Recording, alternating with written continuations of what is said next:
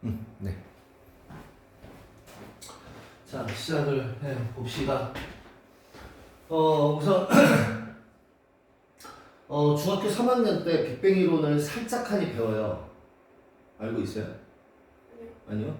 거기 우리 중학교 3학년의 지구과학 파트를 보면 이제 절대 등거, 겉보기 등거 막 이런 계산하는 거 있잖아요. 그죠? 그리고 그 맨 뒷부분을 보면 이제 이 별의 스펙트럼 이제 OB, AF, GKM 뭐 이런 거 기억나세요? 아니요? 그러니까 색깔에 따라 표면 온도가 다르게 측정이 된다. 뭐 이런 내용들을 그 뒤에 우주를 측정했더니 우주가 점점 어떻게 되고 있더라? 팽창하고 있더라라는 거예요. 그래서 이제 우주 팽창에 대한 내용은 예를 들어서 이런 실험들이 있었어요. 여기 이제 이렇게 점을 하나 찍어. 여기는 A, 여기는 B, 여기는 C. 근데 여기는 몇 cm, 1cm, 너는 몇 cm, 3cm.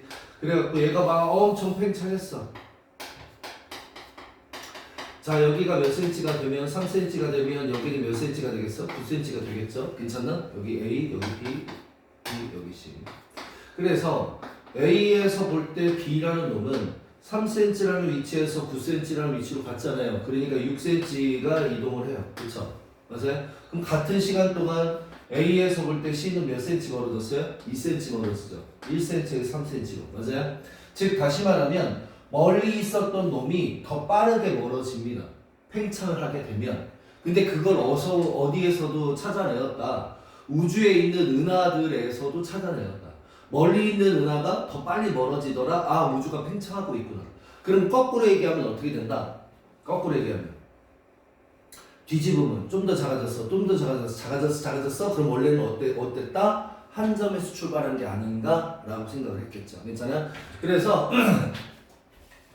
우주 팽창에 대한 두 가지 이론이 있어요. 하나는 정상 우주론과 하나는 빅뱅 우주론이라는 것이 있는데, 정상 우주론 같은 경우나 빅뱅 우주론 예전에 되게 중요하게 다뤘는데 지금 교과 과정이 바뀌면서 빅뱅만 다루게 되었어요. 그래서 빅뱅만 잘 이해하시면 될 것 같아요. 그러니까 결국에는 뭐다? 여기 한 점에서 고에너지 상태 한 점에서 폭발을 해가지고 우주 공간이나 물질들이 만들어졌다는 의미. 괜찮아? 그러면 첫 번째부터 가장 간단한 기본 입자로부터 점점 뭘로 만들어졌겠다. 원자들이 만들어졌을 것이고, 그 원자들이 뭉치면서 뭐가 만들어졌겠다? 별과 은하 같은 것들이 만들어졌겠다. 그리고 수금지와 목도철에 같은 행성이 만들어지고 우리 생명체가 만들어지고 이렇게 된 것이 아니냐라는 고민이었겠죠. 괜찮나요? 자, 그러면 요것을 이해하기 위해서는 기본 입자, 즉 다시 말하면 원자가 만들어지는 요 과정을 좀 잘 이해를 해야 될 거 아니겠습니까? 그쵸? 그래서 뭐가 하나 튀어나와? 원자 구조를 조금 이해해보자. 원자 구조. 될까요? 자, 원자 구조는 우리 중딩 때 외웠던 것처럼 원자 핵이 있고요. 그 바깥쪽에 전자가 있는데, 이제부터 이 전자가 아무렇게나 존재하는 건 아니에요. 이따가 살펴보겠지만 전자 껍질이라는 게 따로 있습니다. 알겠습니까? 그것에 대한 설명은 나중에. 괜찮아? 자, 그 다음에 원자 핵에는 플러스 전하를 띠는 양성자가 있고요. 그 다음 아무런 전하를 띠지 않는 중성자가 또 있어요. 그리고 바깥쪽에 전자가 있죠.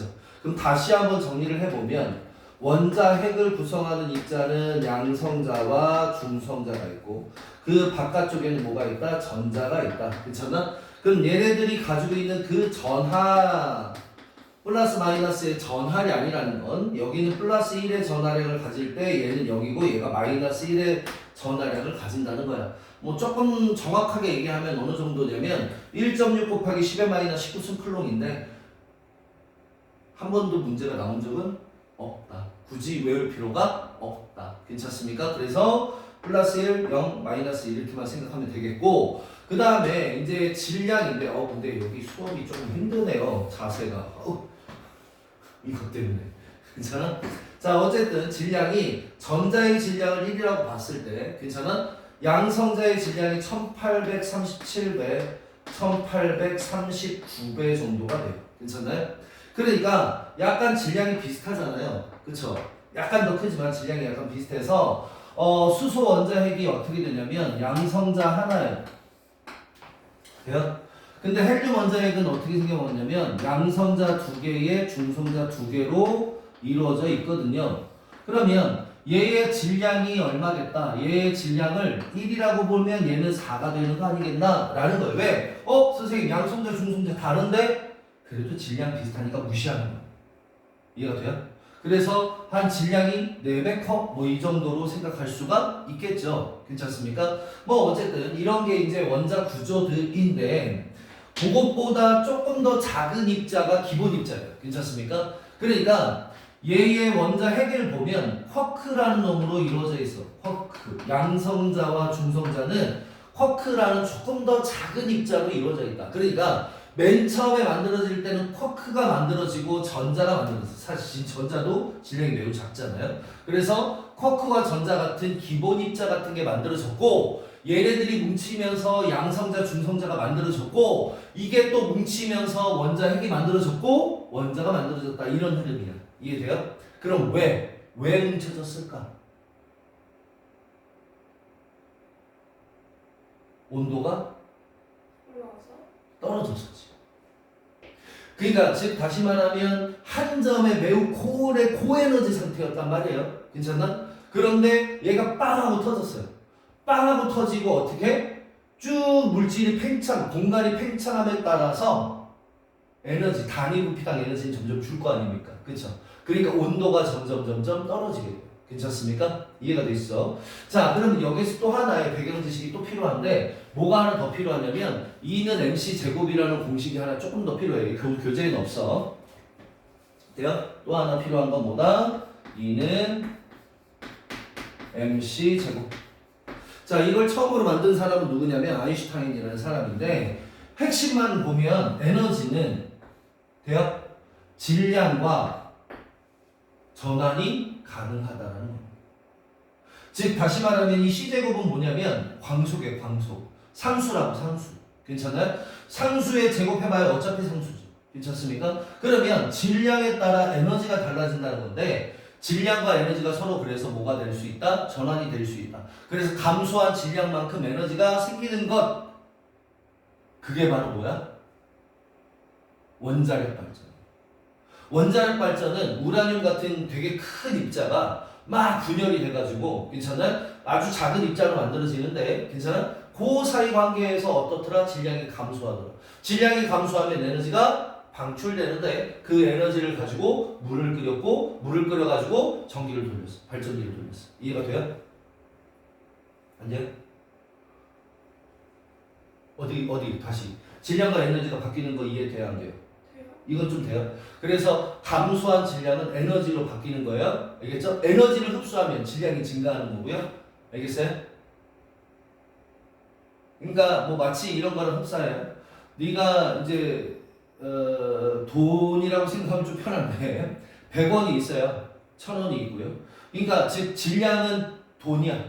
돼요? 근데 내가 너한테 돈을 주면 네가 돈이 많아지고 네가 돈을 쓰면 돈이 줄어들잖아요. 그쵸? 그런 거랑 흡사해요. 질량이 많아지려면 주변에서 에너지를 흡수해야 돼. 질량이 적어진다는 건 주변으로 에너지를 방출한다는 거예요. 괜찮습니까? 오케이. 뭐 대충의 의미는 이 정도. 진짜.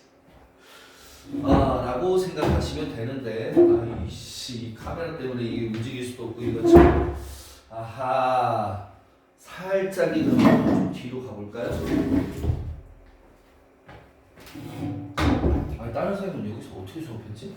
자, 어쨌든 이렇게 자 읽으면서 조금 정리해 볼까요? 자, 빅뱅 우주론 108세 138억 년. 그럼 이 138억 년을 외울 필요가 있어 없어? 없어. 그런 건 초고온 초교밀도의 산점에서 이런 건 외워야겠네. 한 점. 자, 빅뱅이라는 것이 일어나 우주가 탄생하였고 현재까지 우주가 계속 팽창하고 있다는 이론이다 라는 건데 이 빅뱅 이론의 가장 중요한 핵심은 뭐냐면 물질은 언제 만들어졌다? 물질은 빅뱅 초기에 다 만들어졌다. 한 번 더 빅뱅 초기에 어떻게 됐다? 다 만들어지고 그 다음부터는 뭐만 팽창한 거야? 공간만 팽창한 거야. 괜찮습니까? 이해되시죠? 자, 그 다음에 우주 초기 원소의 생성 과정 빅뱅 이후 기본 입자가 먼저 만들어져서 기본 입자로부터 양성자, 중성자, 원자핵, 원자순으로 만들어졌다. 화살표 조금 써주면 좋겠고요. 요것도 밑줄 좀 치세요.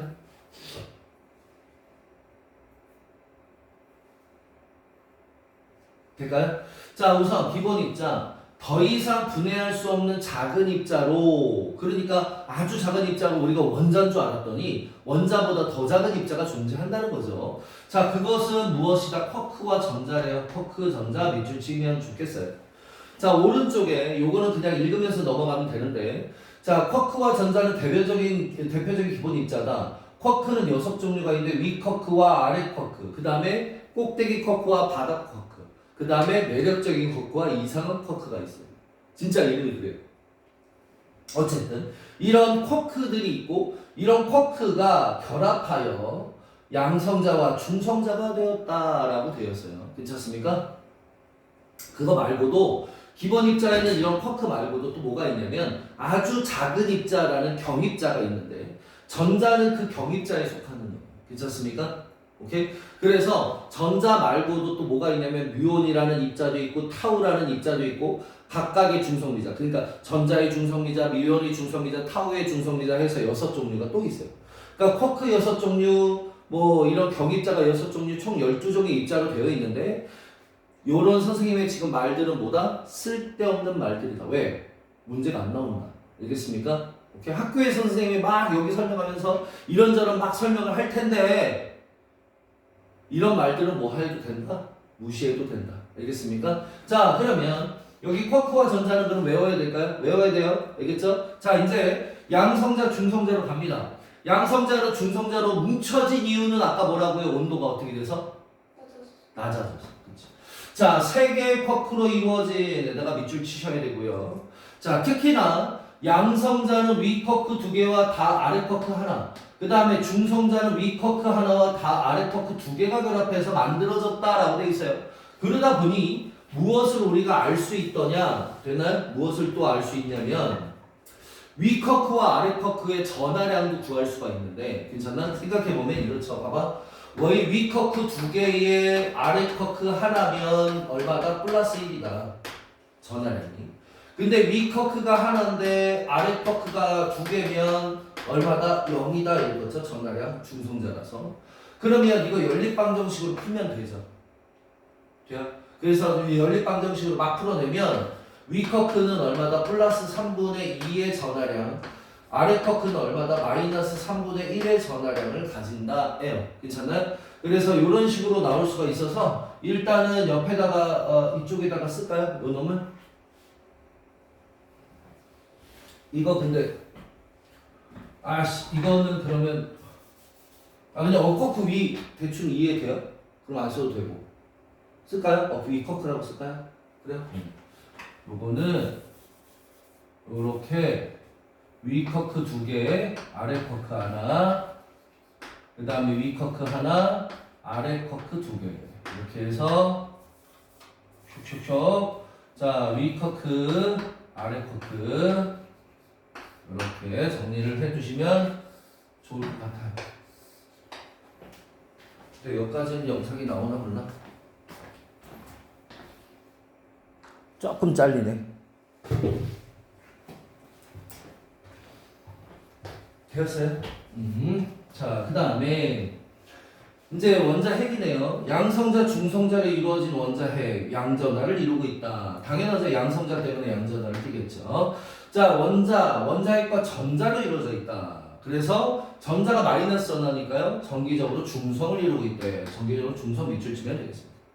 자, 그 다음에 순서는 아까도 봤지만 기본 입자에서 양성자, 중성자, 원자핵, 그 다음에 원자요순으로 우리는 물질이 만들어졌다는 거고, 그게 굉장히 순식간에 일어납니다. 괜찮습니까? 자, 우선은요, 시간을 조금 정리를 해보면, 기본 입자가 만들어진 게 얼마냐면, 그러니까 아예 입자는 없었을 때, 그러니까 에너지만 존재했을 때가 10의 마이너스 43승초예요. 이런 걸 우리가 플랑크 시간이라고 부르기도 하는데 이거 몰라도 돼. 알겠어요?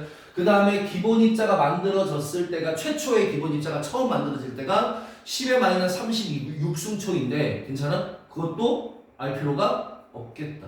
아 그래서 아주 초기에 그냥 아주 초기에 기본 입자들이 만들어졌어. 초고온 빅뱅 직후의 초고온 상태였던 우주가 급격히 팽창하면서 쿼크와 전자와 같은 기본 입자가 만들어졌구나. 아 기본 입자 생성 이렇게 밑줄만 쳐주면 되겠죠.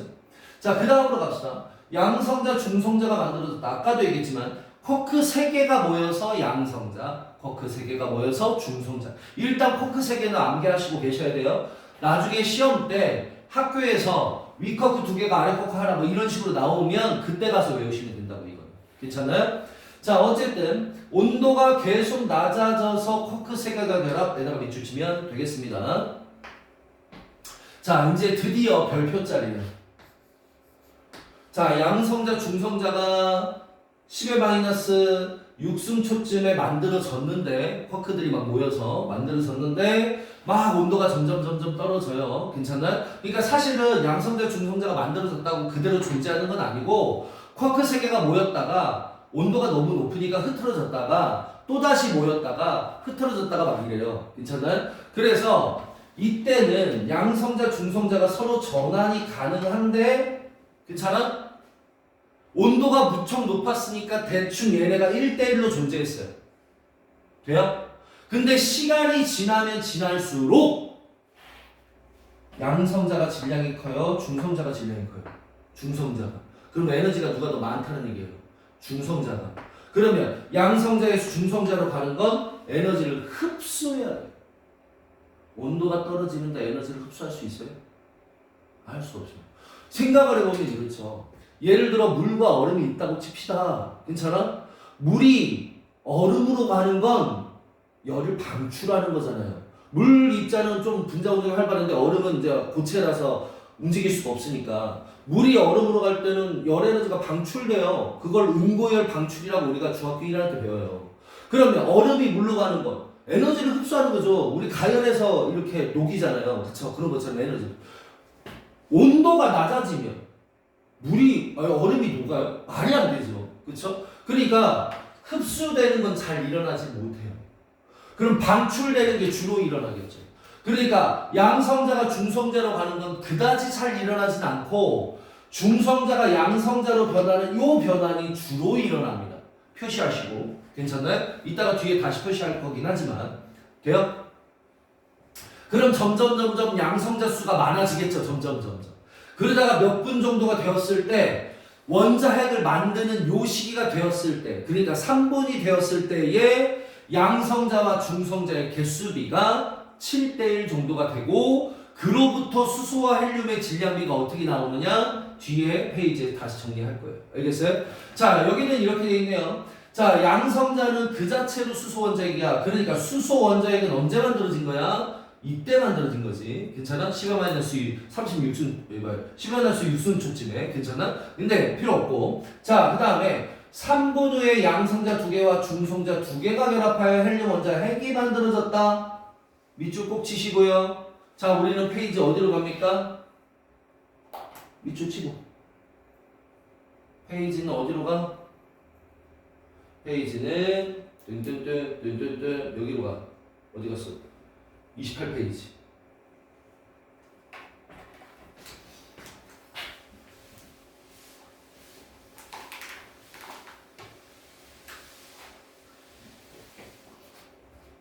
자, 28페이지. 자, 위는요, 그냥 순서야. 뭐, 기본 입자, 양성자, 중성자, 원자, 핵, 원자, 뭐, 이렇게 만들었다는 순서니까 그다지 큰 의미는 없고요. 이제 밑으로 내려갈 거야. 자, 가자. 헬륨 원자핵이 만들어지기 직전 양성자와 중성자의 개수비가 14대 2였다. 밑줄 쳐주시고 그 이유는 뭐라고요? 그러니까 10의 마이너스 6승초쯤에 그러니까 초기에 양성자와 중성자는 서로 왔다 갔다 해서 얘네들이 1대 1이었다고. 괜찮아? 그런데 점점 뭐가 됨에 따라 온도가 낮아짐에 따라 무엇이 더 많이 일어난다? 방출이 더 많이 일어난다. 괜찮나? 됐어요? 그래서 누가 더 많이 일어나는 거야? 양성자가 중성자로 변환되는 건 잘 안 일어나는데 중성자가 양성자로 변환되는 것이 많이 일어나면서 3분이었을 때 7대 1의 개수비였다고요. 그러면 2배씩이면 14대 2죠, 지금. 돼요? 이렇게 14대 2예요. 괜찮나요? 그러면 헬륨 원자 핵은 아까 보여드렸죠? 헬륨 원자 핵, 양성자 2개, 중성자 2개. 그래서 여기까지가 헬륨 원자 핵 하나를 만들어낸다면 나머지는 수소 원자 핵이다. 괜찮습니까? 그래서 수소 원자 핵이 12개, 헬륨 원자 핵이 1개라고요. 밑줄 치시고 다시 수소 원자 핵이 12개, 그 다음에 헬륨 원자 핵이 1개였다고요. 괜찮습니까? 그런데 아까도 맞지만 양성자는 질량이 하나고, 그쵸? 근데 여기는 헬륨 원자 핵은 질량이 4라고 친다라고 했잖아요. 그러니까 여기는 1을 곱하고 수소 원자 핵에는, 헬륨 원자 핵에는 4를 곱하자 이거죠. 그럼 결국에는 12대 4 아닙니까? 그쵸? 그래서 질량비가 3대 1이라고, 3대 1. 될까요? 이게 이론상 3대 1이에요. 근데 문제는 우주를 지금 막 미친 듯이 관측했을 거 아니에요. 그 미친 듯이 막 관찰을 했는데 그 관측값하고 이론값이 같아. 무슨 말이야? 이론이 맞았구나. 됐습니까? 그래서 이 질량비 자체가 빅뱅 이론의 증거가 됩니다. 알겠습니까? 이해가 되셨죠? 자, 그래서 첫 번째, 우주가 팽창함에 따라 우주의 크기는 커졌고 우주의 온도는 점점 낮아졌다라고 하시면 되고요. 빨리빨리 표시. 자, 그 다음에 양성자, 중성자 개수비가 14대 2다. 그러니까 7대 1일 때 헬륨 원자핵이 생성되었으며, 그래서 우주에 존재하는 수소 원자, 헬륨 원자의 질량비가 몇 대 몇이다? 3대 1이다 라고 하시면 돼요. 괜찮습니까? 자, 이렇게 해서 헬륨 원자핵까지 좀 살펴봤어요. 여기 헬륨 원자핵까지. 됐나요? 봐봐. 그럼 이제 우주는 계속해서 팽창했죠. 계속해서 팽창하다가 38만 년이 되었을 때 원자가 만들어지는데, 될까요? 전자는 그럼 그동안 뭐 했어요? 사실 전자는 앞에 위에 있는 그림에 나오지만 이때 만들어졌죠. 기본 입자 만들어졌을 때. 그쵸? 근데 전자의 질량이 너무 작기 때문에 뭉쳐져요, 안 뭉쳐져요? 안 뭉쳐져요. 온도가 이제 낮아지긴 했지만 그 온도에서 막 코크는 운동이 좀 둔해지면서 충돌할 때 어떻게 되는데 자꾸 뭉쳐지고 돼요? 양성자, 중성자가 또 충돌하면서 점점 뭉쳐지긴 했는데 전자는 너무 질량이 작아. 너무 질량이 작다 보니까 미친 듯이 움직여. 온도 좀 낮아져도 난 뭐 너무 질량이 작으니까 활발해. 뭐 이렇게 된 거죠. 괜찮나요? 그러다가 38만 년 우주의 온도가 3000켈빈 정도, 그러니까 3000도씨 정도의 낮은 온도가 되었을 때쯤에는 더 이상 막 움직일 수가 없어져요. 돼요? 그러면 원자핵의 전기력에 의해서 막 붙잡히겠죠, 얘네들이. 이해가 돼요? 원자핵에 의해서 전기력에 막 붙잡히면서 드디어 원자가 만들어지게 되는 겁니다. 괜찮습니까? 자, 그러니까 빅뱅 후 38만 년, 자, 수소 원자가 만들어졌다. 돼요? 왜? 우주의 온도가 3000켈빈 정도로 낮아졌기 때문이다 라고 되어 있어요. 자, 이 시점에서 당신이 좀 조심하면서 봐야 되는 거, 표시할 거, 봐봐. 여기 수소 원자예요. 여기 헬륨 원자 핵이에요. 왜요? 어머나 세상에, 수소 원자 핵이 먼저야, 헬륨 원자 핵이 먼저야? 수소 원자 핵이 먼저예요. 원자 핵은. 양성자 만들어졌을 때 이미 수소 원자 핵은 만들어졌어요. 근데 수소 원자가 먼저야, 헬륨 원자 핵이 먼저야? 그럼 누가 먼저야? 원자 핵이 먼저지. 헬륨 원자 핵이 먼저지. 수소 원자는 이때 38만 년이잖아. 헬륨 원자 핵은 언제? 3분이잖아. 그치? 이해가 돼? 그래서 시험 문제가 아주 잘 나온다, 못 나온다, 많이 나온다. 그거 오답으로. 알겠어요? 머릿속에 확 박고 있어야 돼요. 괜찮? 괜찮? 자, 다시 앞으로 넘어갑니다. 자, 다시 앞으로 넘어가셔서 될까요? 자, 요 놈 한번 정리를 해보죠.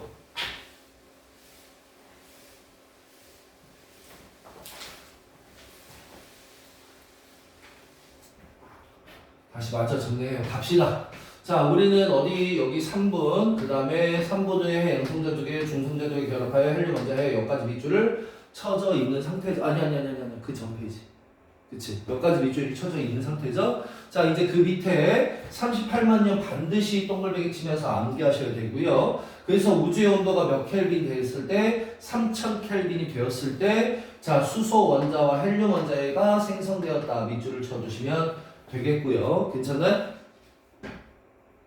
자, 그 다음에 오른쪽. 자, 오른쪽에 살짝 보시면 돼요? 원자의 생성 전후의 우주의 모습이 이렇대요. 원자가 생성되기 이전에는 불투명한 우주래요. 불투명한 에다 동글뱅이 치고요. 자, 그 이유는 뭐니? 전자가 우주를 매우 자유롭게 움직이면서 빛의 직진을 막았답니다. 빛이 이렇게 진행하는 것을 방해했대요. 봐봐. 어떤 물체가 투명해요? 불투명해요? 불투명해요. 이게 불투명한 이유는 뭐예요? 반사돼서 내 눈에 들어오니까요. 빛이. 얘는 투명해요? 불투명해요. 반사돼서 들어오니까. 맞아요? 유리가 있어요. 투명해요? 예. 왜요? 빛이 통과하잖아요. 그냥. 그러니까 직진하면 투명한 거고 이렇게 직진하지 못하면 불투명하다라고 한다고. 이해가 돼요?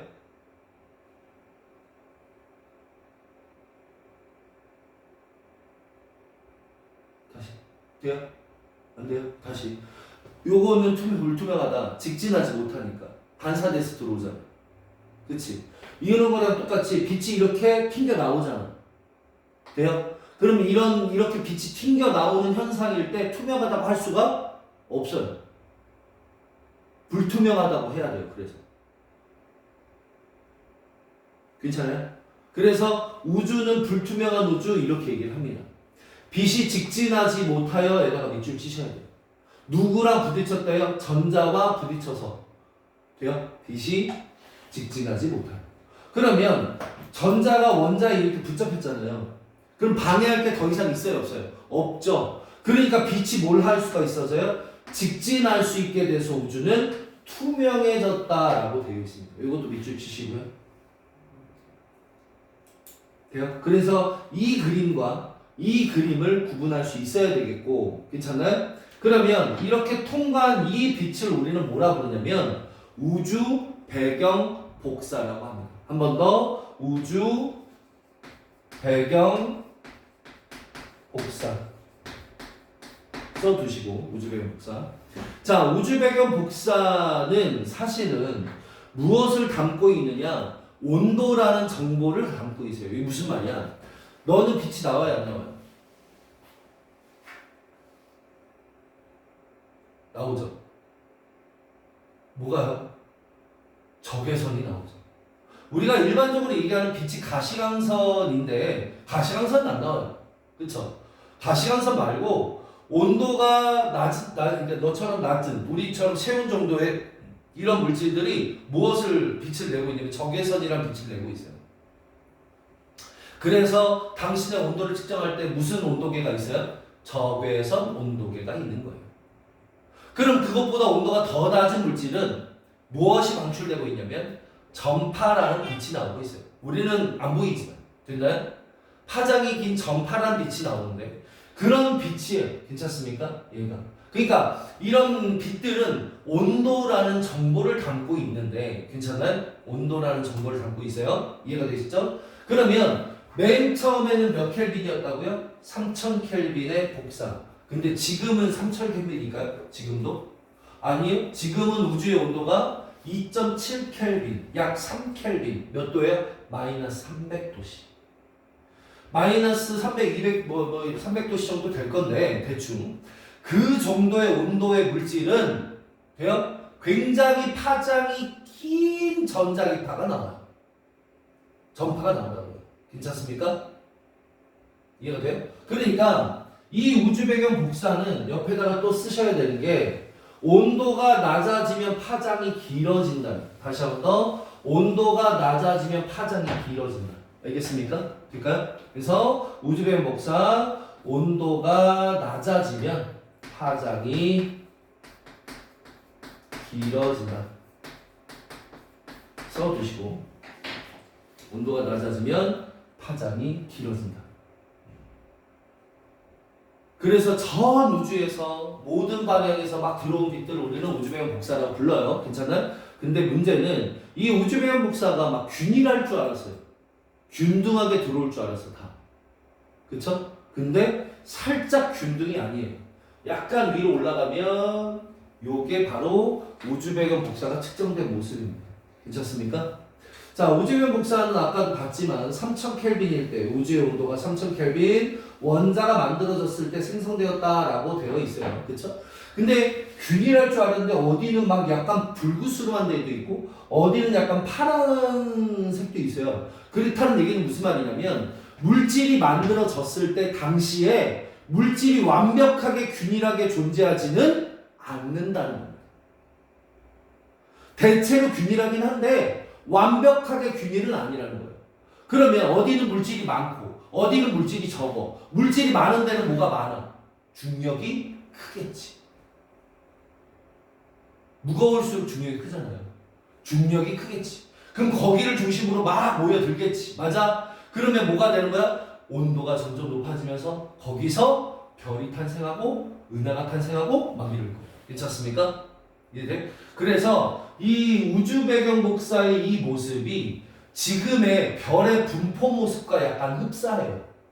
알겠습니까? 그래서 아마도 미세한 불균형이 이런 물질의 미세한 불균형이 별 탄생의 원인이 되지 않았을까라고 추론하고 있습니다만 뭐 그거는 그다지 별로 중요한 건 아니고 어쨌든 온도를 담고 있다. 근데 우주의 온도가 어떻다는 걸 알았다. 그래서 온도가 차갑다는 걸 알았다. 그래서 빅뱅 우주론의 증거 이렇게 얘기를 하는 겁니다. 됐습니까? 자, 어쨌든 여기까지 좀 살펴보았어요. 자, 이제 우리는 근데 단둘이 수업하니까 농담하기가 힘드네요. 선생님 원래 좀 약간 재밌는 선생님이에요. 그렇게 보여요, 안 보여요? 재미, 유머 없어요? 얼굴에? 얼굴만 봐도 웃기게 생겼잖아요, 약간. 그쵸? 그렇게 강하게 끄덕거리지 말고. 자, 어쨌든 약간 웃긴 선생님인데 우리 둘이 수업하는데 와, 막 지금까지 숨가쁘게 수업만 한 것 같은 느낌이에요. 그쵸? 한 40분 지났어 벌써. 와, 힘들지 않았어요? 괜찮아요? 아, 다행이에요. 자, 어쨌든 간에 저쨌든 간에 이제 우리는 뭐를 살펴보려고 하냐면 스펙트럼을 살펴볼까 해요. 괜찮나요? 자, 이 스펙트럼은 약간 설명이 필요하니까 요거 조금만 지워봅시다. 좀 이따가 다시 낄게요. 괜찮아요? 자, 이 원소의 스펙트럼은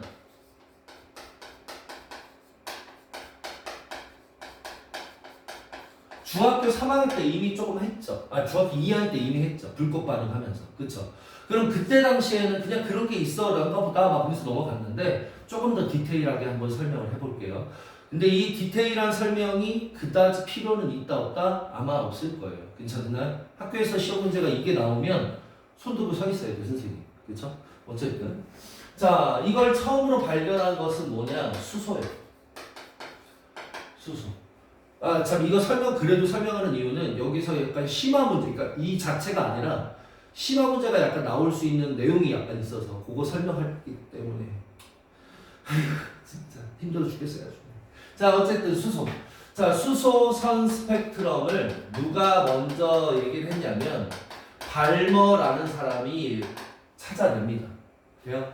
그럼 그걸 어떻게 찾아냈느냐? 이런 거예요. 자, 여기 기체의 진공관이 있어요. 아무것도 없는 진공관.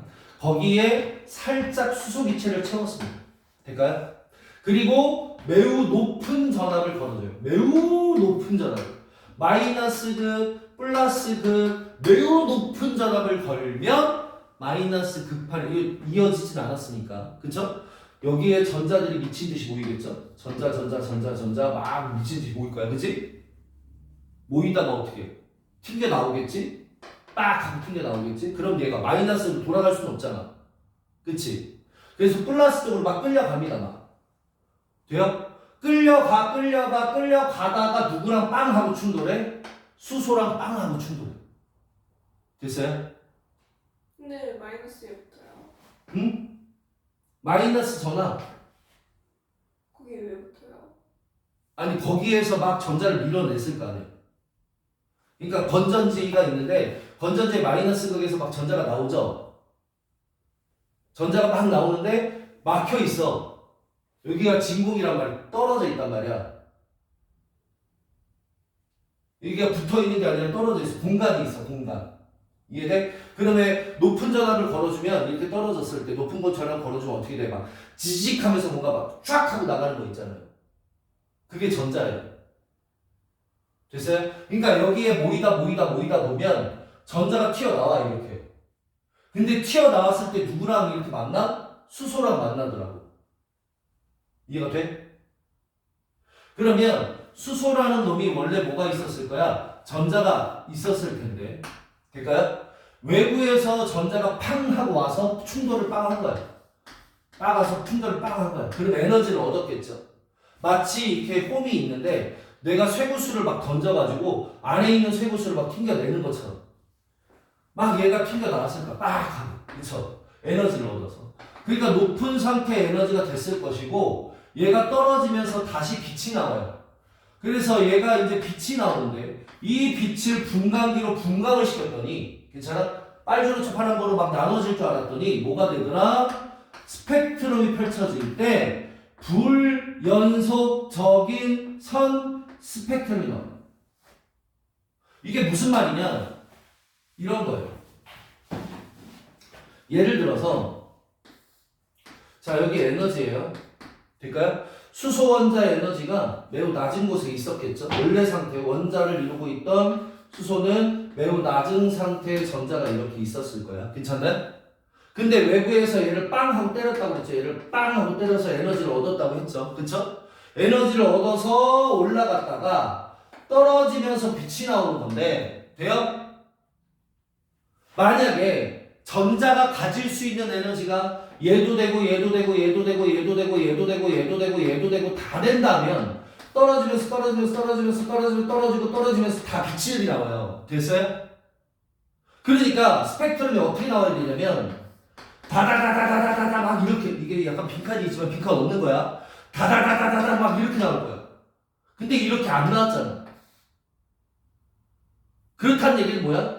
전자가 요런 값들은 가질 수 있다 없다? 없다는 거야. 전자가 가질 수 있는 에너지 값이 몇 개 없어. 그러니까 여기에 에너지 값을 가져서 떨어지면서 얘를 만들었어. 또 올라가서 떨어지면서 빛을 만드는 얘를 만들었다고. 얘가 여기 있던 올라가는 전자가 얘를 만드는 거고. 이런 거야.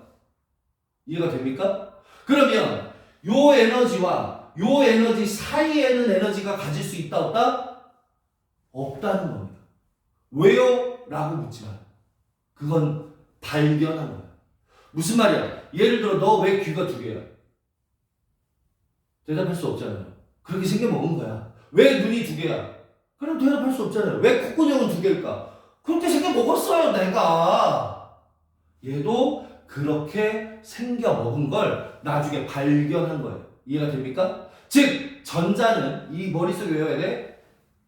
중간에 에너지 값은 가질 수 있다 없다? 없다. 됐습니까? 이해돼요?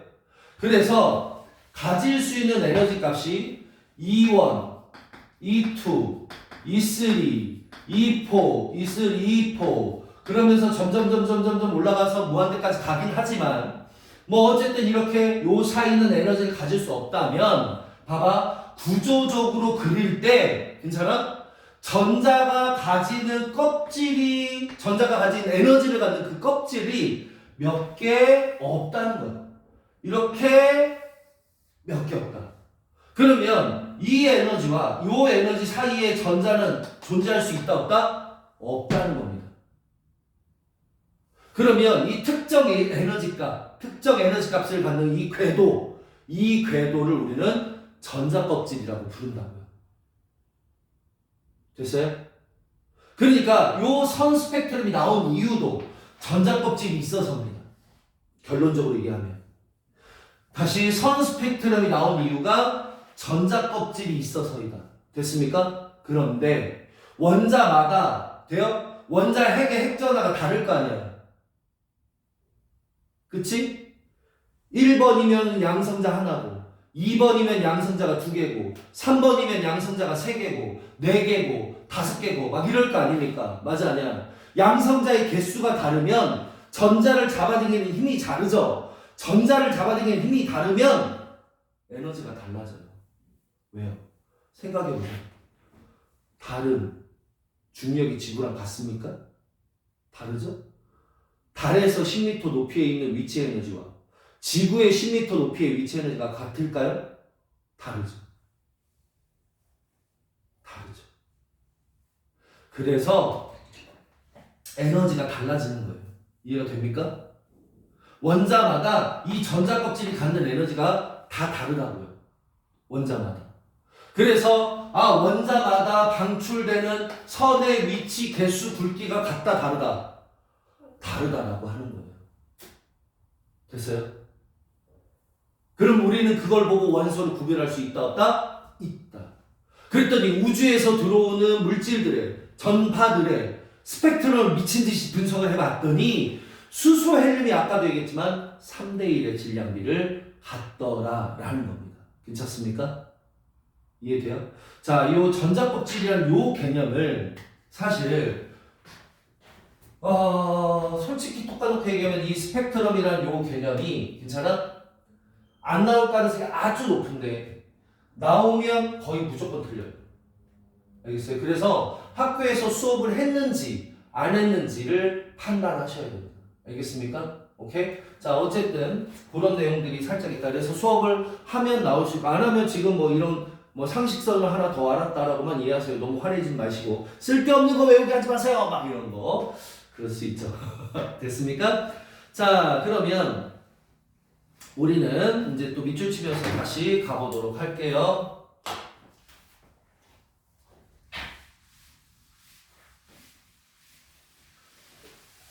자, 왜 안 켜져? 켜져.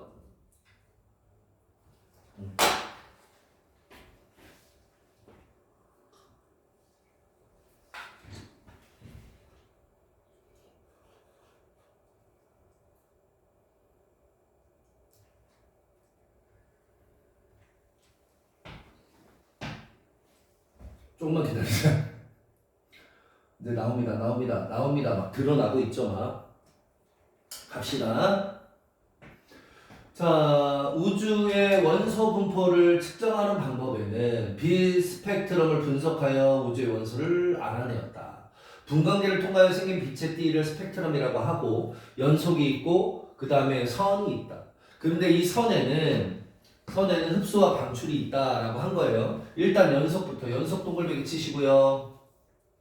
자, 모든 파장의 영역이 연속적으로 나타나는 것인데 밑줄 쳐야 돼요. 고온의 광원이 빛을 방출하는 경우. 광원에다가 동글배기 치셔야 돼. 될까요? 자, 그래서 백열등이라든가 별이라든가 이런 것들이 연속 스펙트럼 만들고 있고요. 자, 그 중에 이제 흡수선 스펙트럼 어떻게 나타난다고요? 봐봐. 여기 원자 핵이 이렇게 있으면 전자 껍질이라는 게 막 이렇게 있는데 될까요? 에너지가 여기는 작다고 그랬고 여기는 크다고 그랬어요. 괜찮나요? 그러니까 어떤 빛이 얘를 빵 하고 때려서 전자를 이렇게 띄운 거야. 돼요? 그러면 이 빛은 어떻게 사라지게 되는 거지. 그러니까 막 이제 빛덩어리가 막 왔는데 일부가 막 없어지는 거야. 이해가 돼? 그런 게 흡수선 스펙트럼. 될까요? 그래서 흡수선 스펙트럼은 검은색 선이 나타난다. 이렇게 빨주노초 파란보에 검은색 선들이 살짝 보이죠? 괜찮아요? 이런 게 흡수선 스펙트럼. 자, 어디를 통과할 때 나타난다? 조온의 별의 대기나 조온의 기체 밑줄. 조온의 별의 대기나 또는 조온의 기체. 그러니까 빛들이 막 나오는데 여기 조온의 기체를 통과했으면 여기에서 일부가 사라져서 빛이 나온다는 겁니다. 알겠습니까? 자, 넘어가시고 이제 방출선 스펙트럼, 방출 동글배기 치시고요. 자, 검은색 바탕에 밝은색 방출선이다. 방출선 스펙트럼 보입니까 여기? 돼요? 보면 검은색 바탕에 약간 빛들이 나오죠. 괜찮아요? 이런 걸 우리가 방출선 스펙트럼이라 하고 가열된 기체, 그러니까 즉 다시 말하면 고온의 기체에서 관측된다라고 되어 있어요. 그래서 고온의 성운이라든가 또는 기체 방정관 이런 데다가 밑줄을 쳐두시면 될 것 같습니다. 괜찮나요? 자, 그 다음에 스펙트럼 분석을 통해 알 수 있는 것은 무엇이냐? 됐나요? 별과 우주를 구성하는 원소의 종류와 질량비까지도 알 수 있다. 종류 동글뱅이, 질량비 동글뱅이. 네. 자, 그 다음에 원소의 종류. 원소마다 특정 파장의 에너지 빛만을 흡수하거나 방출을 하더라. 선 스펙트럼이 그렇게 나타나더라. 그래서 밑줄 쳐야 돼. 원소마다 흡수나 방출선은 다른 위치에 나타난다. 그래서 원소를 구분할 수 있는데, 만약에 같은 종류의 원소라면 같은 종류의 원소의 흡선과 방출선은 같은 위치다. 자, 여기 흡선과 방출선의 위치는 같다. 밑줄 또 쳐주셔야 돼요. 자, 별과 은하 같은 천체에서 방출되는 흡선과 방출선을 비교해보면 우주에 존재하는 원소의 종류를 알 수 있더라. 그리고 마지막 질량비 또한 알 수 있는데 흡수선의 세기 등을 비교하면 질량비를 알 수가 있다라는 거 밑줄 또 쳐주시면 되겠습니다. 돼요? 어떻게 알 수 있는지 한번 보죠. 자, 페이지는 몇 페이지? 페이지는 26페이지. 페이지는 26페이지. 빠바바밤 빠밤. 그나저나 혼자나 진도도 빠르네요. 아주.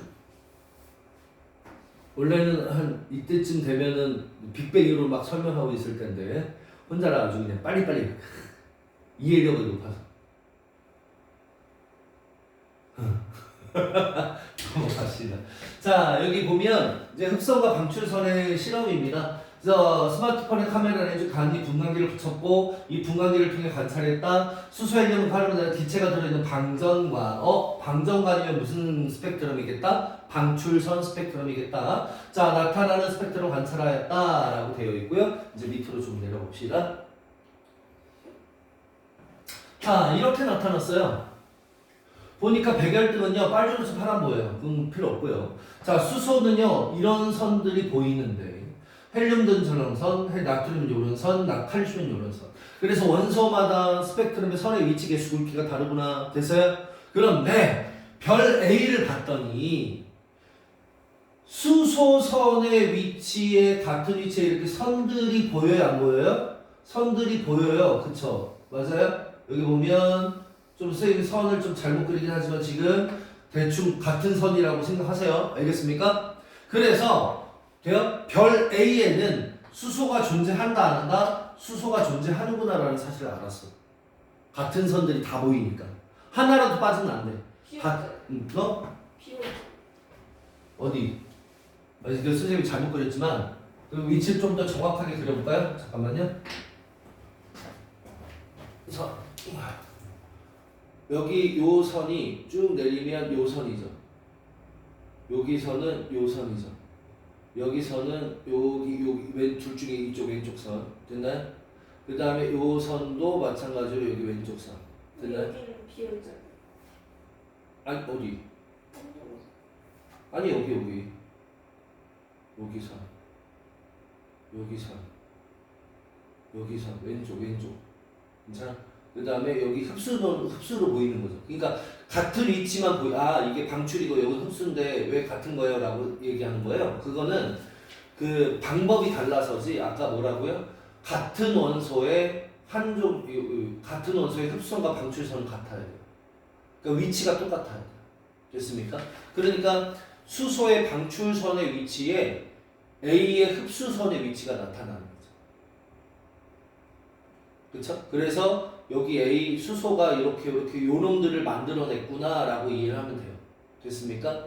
그러면 헬륨도 마찬가지로 여기 선, 요 선, 여기 선, 요거는 여기 붉은색 선, 요거는 요 선. 맞아요? 그러니까 헬륨도 있다는 거야? 없다는 거야? 있다는 거지. 그에 비해서 나트륨은 있어요, 없어요? 나트륨은 있는 것 같은데 A에 나트륨도 있네요. 괜찮습니까? 근데 칼슘은 있어, 없어? 요선 보이고 요선 보이고 요선 안 보이는 것 같아요. 그쵸? 가장 중요한 건 요 세 선이 안 보이네. 그쵸? 그러니까 A에는 칼슘이 있다 없다? 없다. 그러면 아이고. 자, 그래서 별 A에는 수소, 헬륨, 나트륨까지 존재하는구나 라는 사실을 알 수 있다. 됐나요? 그럼 B 같은 건 어떠냐? B도 똑같은 위치로 요 위치에 선이 나타나는지를 확인하고 선이 나타나는지를 확인하고 선이 나타나는지를 확인하고 선이 나타나는지를 확인해요. 선이 나타나는지 확인하면 여기에도 수소는 존재하는구나. 괜찮나요? 근데 같은 방법으로 봤더니 요 나트륨이나 헬륨 같은 경우는 여기에 없어요. 그쵸?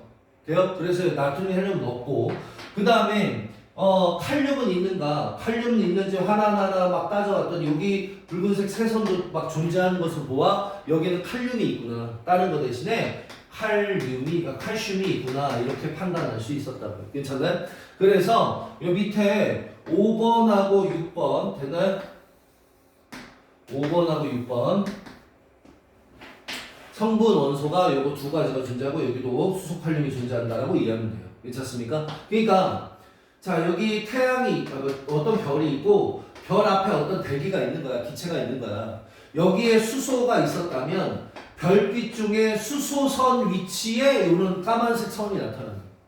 흡수를 당해서 수소 때문에 그 위치를 흡수당하는 거야. 이해가 돼요? 다시 그러니까 얘의 원자의 전자 껍질의 요 차이가 괜찮아? 수소만이 흡수하는 위치가 있다고. 수소가 여기에서 이렇게 떨어지면 방출선으로 나타날 거지만 이렇게 해서 올라가면 흡수선으로 나타날 거 아닙니까? 그러니까 방출선과 흡수선의 위치가 똑같아야 돼요. 이해돼? 그러니까 어떤 A라는 원소, 수소라는 놈이 괜찮아? 기체 방정관으로 실험했더니 이런 선들이 보였다라면 됐나요? 만약에 여기 통과할 때 여기 안에 수소가 있었으면 빨주노초 파란보가 막 있는데 여기에 이렇게 없어지는 선이 보인다고요. 같은 위치에. 요 수소가 여기 빛 중에 수소 때문에 빛을 뺏기는 거예요. 수소한테 뺏기는 거야. 이해가 돼요? 수소가 자기를 띄우면서 그만큼의 에너지를 가져가는 거지. 돼요, 안 돼요? 아직 안 돼요? 그냥 외우시면 어쩔 수 없겠다. 그냥 그러면 그러니까 뭐 투소라는 어떤 특별한 놈이 있는데 걔가 위치가 방출선과 흡수선의 위치가 같다라는 거 정도만 이해하시면 될 것 같아요. 방출될 때나 흡수될 때나 그러니까 뭐 이게 같이 동시에 일어나는 게 아니라 어쩔 때는 흡수 당하기도 하고 어쩔 때는 방출하기도 하고 막 이런 거예요. 괜찮습니까? 그러니까 수소라는 놈이 있는데 빛이 막 들어왔어? 그러면 나는 그 위치에 그러니까 파장의 그 위치에 흡수를 시킬 수 있는 거지. 띄울 수 있는 거지. 흡수해가지고 전자를 띄울 수 있는 거야. 이해가 돼요? 근데 내가 어떤 고온에 막 가열돼 있어. 그러니까 저 위에 전자가 있어. 그럼 다시 안정한 상태로 내려오면서 빛이 방출되는 거겠지. 이해가 돼요? 그래서 뭐 어쨌든 같은 위치에 존재하게 됩니다. 근데 뭐 이걸 어떻게 또 설명을 네. 자 어쨌든 요 정도로 기억하시면 될 것 같고 그 다음에 봐보자. 하나 더. 자 별빛의 스펙트럼 분석을 알 수 있는 게 종류와 질량비예요. 종류와 질량비도 동글뱅이 치세요. 종류와 질량비. 돼요? 자 질량비는 어떻게 할 수 있다고요? 세기로 알 수 있다고 했죠. 괜찮습니까? 이해되셨죠? 자 이제 다시 앞으로 잠깐 넘어오셔서 자 본문 마지막 정리하면 좀 쉬었다가 합시다. 자 여기 마지막 정리. 자 우주 전역의 천체에서 방출되는 빛의 스펙트럼을 알아낸 현재 우주의 구성 원소다. 구성 원소의 비가 수소는 74, 24 이 숫자는 필요 없고요. 수소 헬륨의 질량비가 한 3대1 정도 된다 이 말이고요. 괜찮나요? 자 이게 오른쪽에 보시면 빅뱅 우주론의 증거가 된다고 써져 있어요. 찾았어요? 오른쪽에 살짝 보시면 봐봐 여기 3대1이 될 것을 예측했는데 예측값과 실제 관측값값이 일치하더라. 그래서 수소 헬륨의 질량비가 3대1인 것은 빅뱅 우주론의 중요한 증거다. 밑줄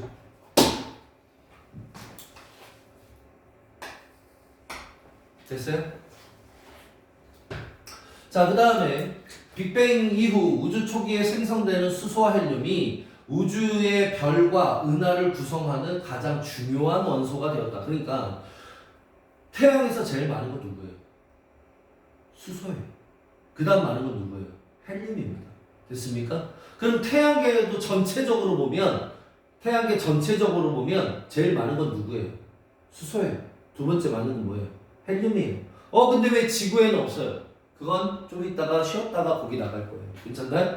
자, 그래서 여기 별과 은하를 이루는 주요 원소는 수소 헬륨이에요. 그리고 우주 초기에 생성된 수소 헬륨은 새로운 별을 만드는 재료가 되었다라는 거고요. 그 재료를 통해 별들이 만들어져서 더 무거운 원소. 그러니까 지구상에서 오면 철도 있고 금도 있고 우라늄도 있고 막 이렇잖아요. 그런 원소들은 별 내부의 핵융합을 통해서 만들어지는 겁니다. 그건 좀 이따가 다시 또 하도록 할게요. 괜찮나요? 자, 그러면 우리는 좀 쉬었다가 할 건데 일단은 개념 속속 여기는 빠르게 한번 풀어볼게요. 빅뱅 직후에 먼저 생성된 입자를 순서대로 찾아라 라고 했는데 가장 먼저는 쿼크와 전자죠. 기본 입자. 그 다음에 쿼크 3개가 모여서는 양성자 중성자겠죠? 자, 리얼 양성자 중성자. 그 다음에 양성자 2개 중성자 2개면 헬륨 원자 핵이고요. 원자핵과 전자로 이루어져 있으면 원자겠지요. 괜찮나요? 자, 그 다음에 고온의 별 표면에서 모든 파장에 걸쳐서 연속적인 색액기, 이게 연속 스펙트럼입니다. 괜찮습니까? 자, 그 다음에 태양의 스펙트럼 흡수선을 분석하면 태양의 구성 원소를 알 수 있니? 그쵸? 왜냐면 흡수 당했으니까 그 원소가 있어서 그 원소한테 흡수가 당한 거야. 괜찮습니까? 그래서 알 수 있다. 될까요? 자, 그 다음에 수소와 헬륨의 헬 스펙트럼에 나타나는 방출선의 위치와 개수는 동일하니 수소, 헬륨이면 다른 원소잖아요. 다른 원소면 위치 개수가 달라야죠. 괜찮습니까? 오케이. 자, 그 다음에 우주를 구성하는 원소 중에 가장 높은 비율을 차지하는 두 가지 원소는 하나는 수소이고 하나는 3대 이제 헬륨이에요. 그쵸? 수소와 헬륨의 질량비가 몇 대 몇인 거고요? 3대 1인 것이고요. 그래서 여기 답이 3대 1이에요. 될까요? 자, 그 다음에 우리는 좀 쉬었다 갑시다.